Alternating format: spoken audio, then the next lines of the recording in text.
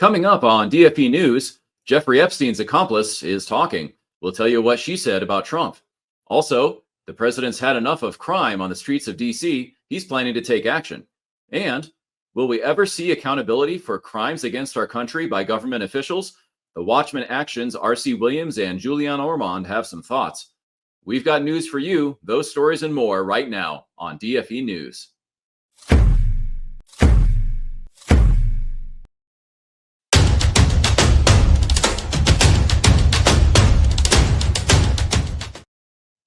Hello, everyone. Thanks for joining us on DFE News. News done right. I'm Jeff Kirk. Be sure to like, subscribe, share, and comment so everyone gets to see DFE News. So much is going on. Let's get right to it. Bad news for those who are convinced the Epstein Files contained information on President Trump. New evidence suggests the president never did anything of concern. In the latest development of the ongoing case, Epstein's associate, Ghislaine Maxwell, spoke with the Deputy U.S. Attorney General for 9 hours and reportedly discussed over 100 different people supposedly connected to Epstein. Maxwell's words regarding President Trump: she never saw him do anything that would have caused any concern.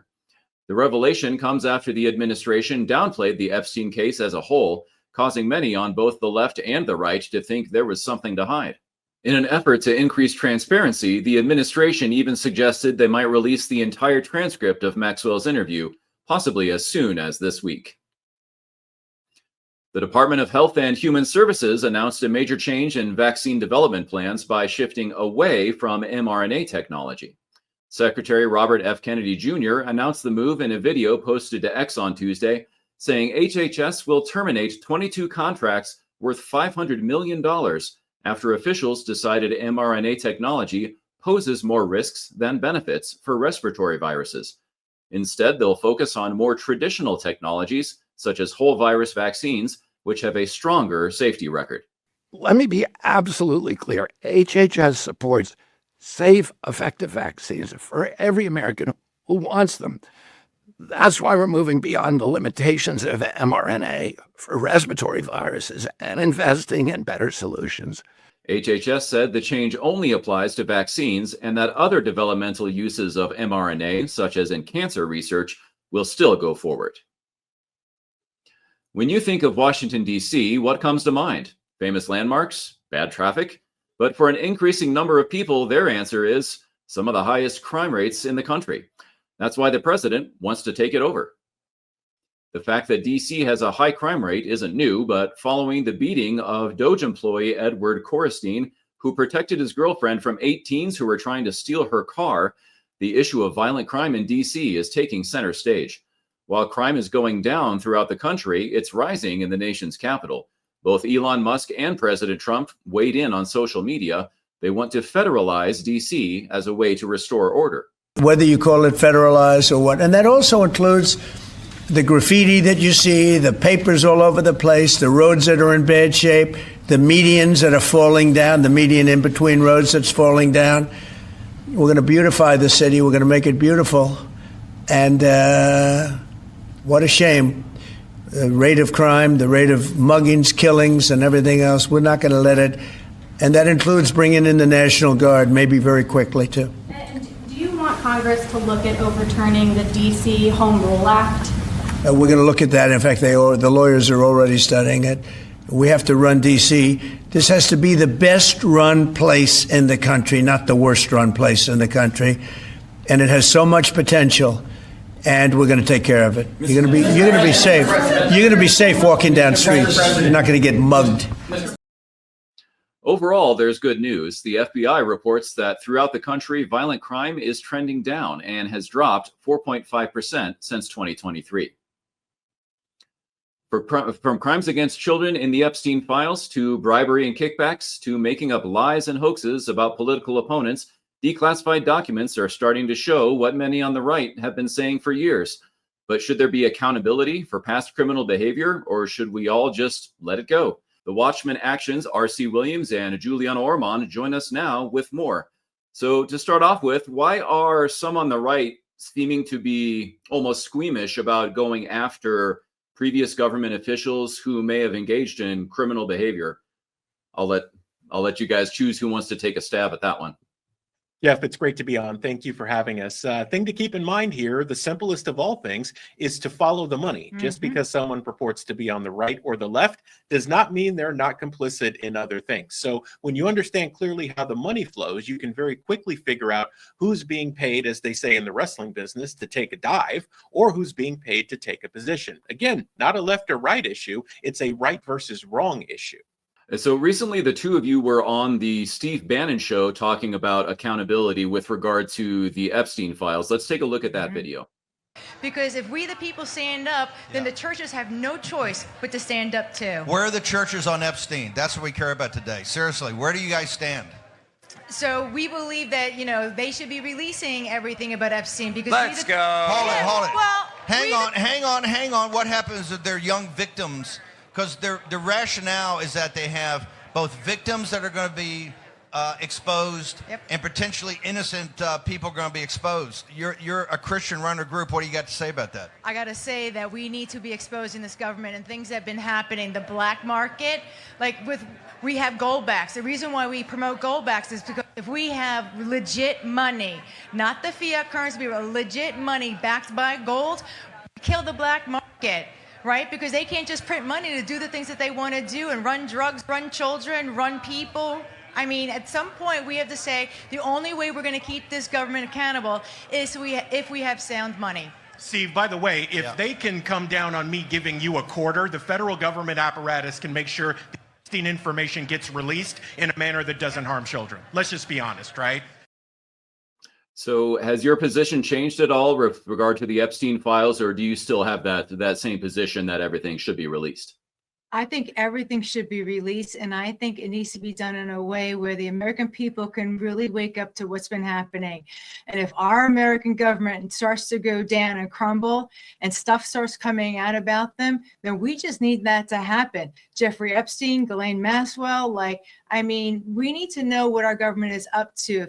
If there are criminals in our government, they need to be exposed because children are being harmed, people are being harmed, our culture is being harmed. It's time for us, the people, to say we're going to take back the culture and do what it is that we need to have done and not have these criminals running our country like Ghislaine and everybody else. Yeah, absolutely. Thinking back over the last several years of different activities that we're learning about now, we've been talking about the Epstein Files. Thinking back a little further to the COVID vaccine mandate, something that's near and dear to my heart as a former military member. What can you tell us about your views about Dr. Birx, Dr. Fauci, and what was going on with that mandate? Oh boy, Jeff, where do we start there? Boy, what a mess that was. But again, follow the money. Where did these people magically come from? That tells you a lot about what the agenda is going to be. Operation Warp Speed was such a big mess, Jeff, and there were so many hands in the pie that I don't know that we'll ever completely know why things went the way that they did, but we do encourage people to watch an interview we did a couple of years ago with attorney Todd Callender, who was actually representing the military vaccine injured. He made a very good point as to why these things were happening and what was ultimately going to happen to people right around this time frame. Jeff, none of it is good, and we're going to have to ask some really tough questions, not only of those who were quote unquote in charge, but also what we're going to do with a large segment of the population who is severely hurt and doesn't even know it yet. Let's look forward to present day now, and one of the big stories now is the Russiagate hoax and the things that we're learning about what members of the Obama administration did leading up to before the inauguration of President Trump in 2016. A lot of that is still new information that is continuing to come out. What are your thoughts on that? Jeff, I mean, if you think about it like this, give people a bit of perspective. When you go to court, supposedly Lady Justice is blind and the scales are equal. If that is true, and we are a nation of laws, if you commit a crime where there is no coverage for immunity, then regardless of who you are, justice or equal justice under the law and all the rights that come with that and all the responsibilities that come with that, those should actually happen. If people within the Obama administration committed crimes, then they need to be called on the carpet for that and prosecuted to the fullest extent of the law. Yeah, if there's something that we've learned over the last few years, it's that no one is above the law, of course. So what would be the appropriate way for former government officials, such as members of the Obama administration, to be held accountable? Are we talking handcuffs and perp walks on the way to jail, or what?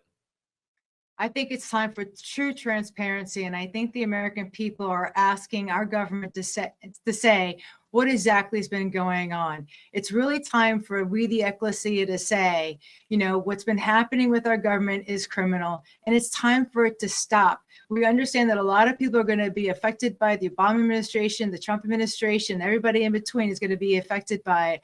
But it's time for the American people to see what's really been going on behind the curtains and who's really pulling the strings. It's time to clean up our government. And what Hillary Clinton has done, what Comey has done, this is criminal. We can't continue to sit back and allow these people to do what they've been doing and think that we're just going to be okay with it and sit back and say nothing about it. Right.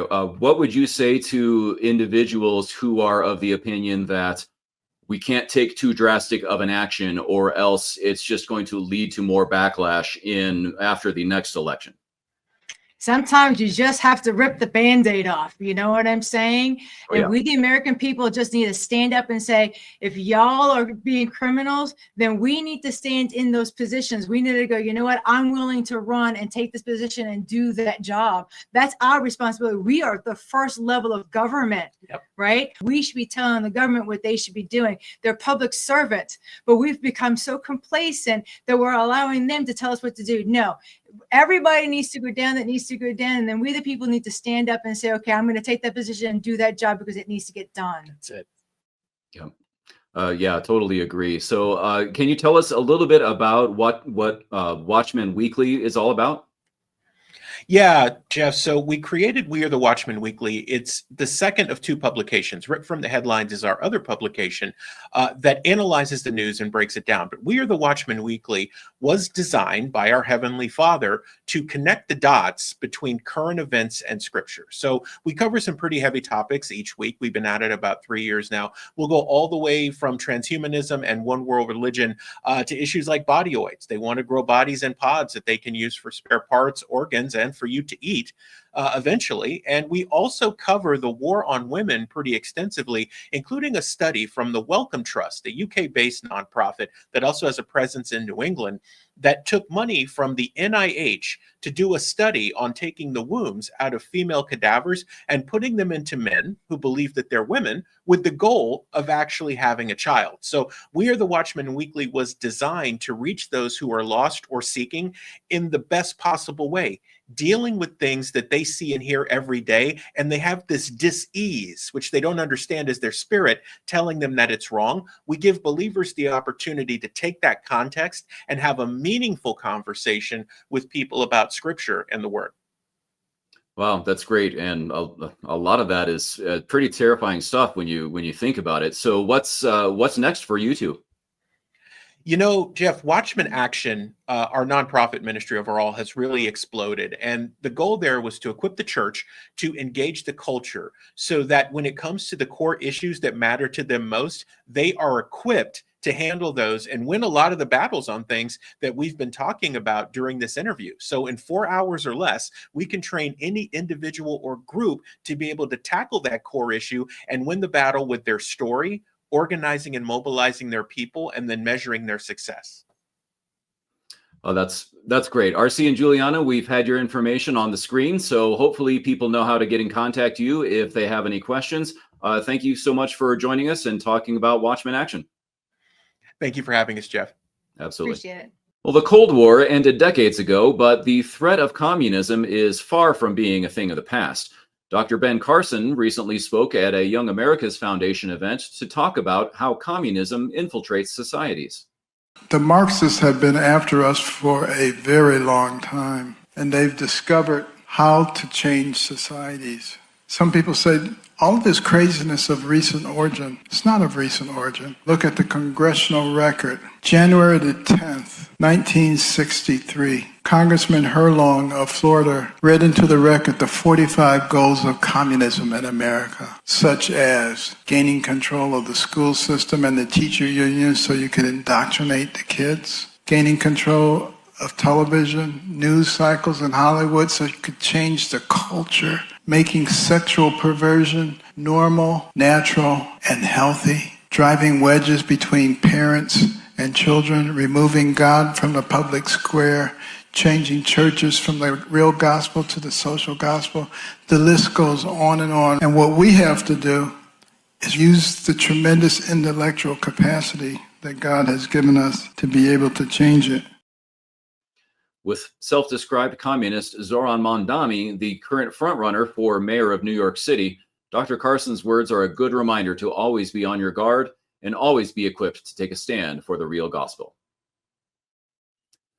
Wildlife encounters are a fairly common event in Alaska, and that seems to be the case even if you're a sports mascot.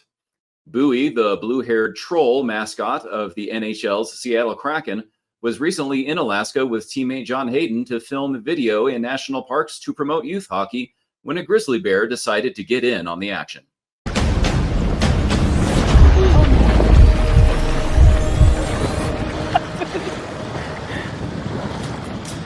I want to blame it on Bowie. They were pretty interested in his whole look, so we got out of it okay, but it was a close call. I wasn't scared. I knew we were going to be safe. I think bringing a troll into an environment like that does cause a level of just extra awareness to make sure everyone is going to be safe, including our lovely troll, Bowie. Fortunately, the chase was short-lived and no one, human, bear, or fuzzy mascot, was harmed in the filming of the video.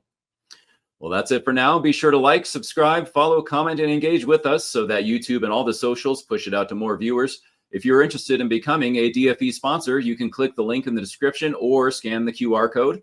Thanks for watching DFE News. News done right. See you next time.